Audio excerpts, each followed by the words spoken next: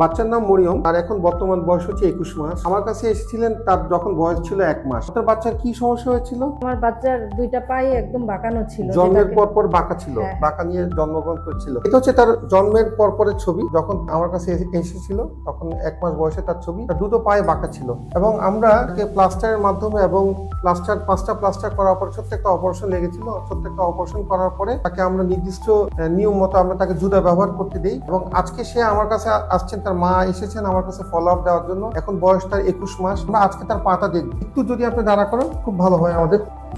আচ্ছা, এখন বাচ্চার পা কি আল্লাহর রহমতে ভালো আছে, স্বাভাবিক? জি আলহামদুলিল্লাহ। স্বাভাবিক। সে কি দৌড়াতে পারে, হাঁটতে পারে?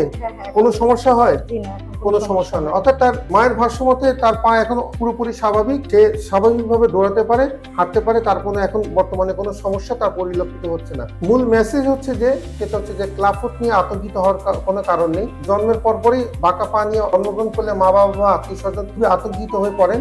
নির্দিষ্ট সময়ে নির্দিষ্ট নিয়ম মতো যদি আমরা এই চিকিৎসা করি তাহলে ক্লাবফুট প্রায় সম্পূর্ণ সুস্থ হওয়া সম্ভব।